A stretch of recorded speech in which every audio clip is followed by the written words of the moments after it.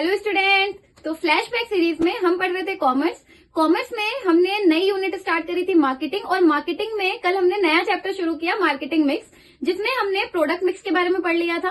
आज के वीडियो में हम प्लेस मिक्स के बारे में पढ़ने वाले हैं। प्लेस मिक्स मतलब जो भी प्रोडक्ट का चैनल ऑफ डिस्ट्रीब्यूशन होता है, कैसे प्रोडक्ट प्रोड्यूसर से कंज्यूमर्स तक पहुंचता है, यही प्लेस मिक्स है। तो इन डिटेल अच्छे से चलिए समझते हैं। प्लेस मिक्स क्या है? प्लेस मिक्स में हम जितना भी प्लेस के रिगार्डिंग, जितना भी डिस्ट्रीब्यूशन के रिगार्डिंग काम होता है, वो सब मार्केटिंग में हम प्लेस मिक्स के अंदर पढ़ते हैं। हमने बताया था मार्केटिंग के टोटल 4 एलिमेंट होते हैं: प्रोडक्ट, प्लेस, प्राइस और प्रमोशन। हमने प्रोडक्ट पढ़ लिया, अब हम प्लेस पढ़ने जा रहे हैं। तो जितना भी प्रोडक्ट के डिस्ट्रीब्यूशन से रिलेटेड काम होता है, प्लेस मिक्स के अंदर आता है। अब हम देखते हैं प्लेस मिक्स की मीनिंग क्या है। It refers to distribution of products to make them available to customers for purchase and consumption. तो प्लेस मिक्स का मतलब है डिस्ट्रीब्यूशन प्रोडक्ट का, जिससे प्रोडक्ट कस्टमर्स के लिए, कस्टमर के पास अवेलेबल हो पाए और कस्टमर्स उन्हें परचेज कर सके, उन्हें कंज्यूम कर सके। इसे ही हम प्राइस मिक्स कहते हैं। तो प्राइस मिक्स में कुल मिलाकर प्रोडक्ट्स को मैन्युफैक्चरर से कस्टमर तक पहुंचाया जाता है और उन्हें अवेलेबल किया जाता है फॉर परचेज एंड कंजम्पशन। यही प्लेस मिक्स होता है।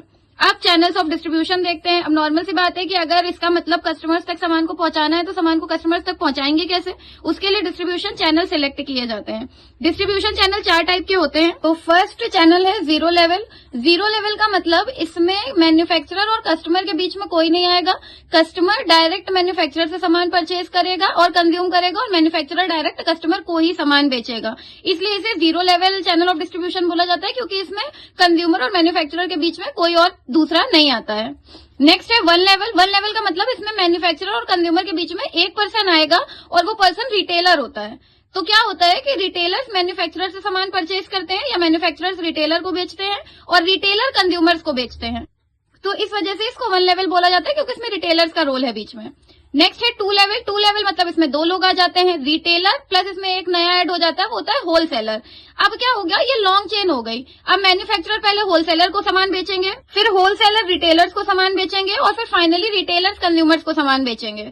तो ये लॉन्ग चेन होती है। ये अधिकतर जो जायंट फर्म्स होती हैं, बड़ी बड़ी फर्म्स, ये लॉन्ग चेन फॉलो करते हैं, क्योंकि इसमें कॉस्ट ज्यादा आती है। नेक्स्ट है 3 लेवल। लास्ट है ये 3 लेवल का मतलब इसमें मैन्युफैक्चरर और कंज्यूमर के बीच में 3 लोग आ जाते हैं। एक एजेंट्स और ऐड हो जाते हैं। इसमें क्या होता है, कुछ एजेंट्स होते हैं जो सामान होलसेलर तक पहुंचाते हैं। तो पहले एजेंट्स जो होते हैं वो मैन्युफैक्चरर से गुड्स परचेज करते हैं, और वो होलसेलर को बेचते हैं, होलसेलर रिटेलर्स को बेचते हैं, देन फाइनली रिटेलर्स कंज्यूमर्स को सामान बेचते हैं। तो इस वजह से इसको 3 लेवल बोला जाता है, और ये सबसे लॉन्ग चैनल है डिस्ट्रीब्यूशन के लिए। तो ये 4 टाइप के चैनल ऑफ डिस्ट्रीब्यूशन होते हैं। जब हम चैनल ऑफ डिस्ट्रीब्यूशन सेलेक्ट करते हैं, तो हमें कौन कौन से फैक्टर्स माइंड में रखने चाहिए जब हम चॉइस करते हैं चैनल ऑफ डिस्ट्रीब्यूशन? तो फर्स्ट फैक्टर हमें जो माइंड में रखना चाहिए वो होता है प्रोडक्ट रिलेटेड फैक्टर्स। प्रोडक्ट से रिलेटेड सारे फैक्टर्स हमें माइंड में रखने चाहिए, तभी हम डिस्ट्रीब्यूशन चैनल सेलेक्ट करें। मतलब प्रोडक्ट का वेट कितना है, प्रोडक्ट पेरिशेबल है, ड्यूरेबल है, नॉन ड्यूरेबल है, कुल मिला के प्रोडक्ट कैसा, कोई प्रेस्टिजियस गुड्स तो नहीं है। तो इसको ध्यान में रखकर चॉइस ऑफ चैनल सेलेक्ट करना चाहिए।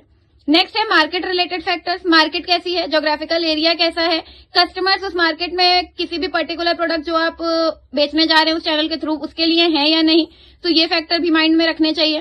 Company related factors. Company related factors कौन से होते हैं? कंपनी के फ्यूचर को लेके गोल क्या है, कंपनी आगे क्या चाहती है, किस तरह, तो उस हिसाब से वो चैनल सेलेक्ट करती है।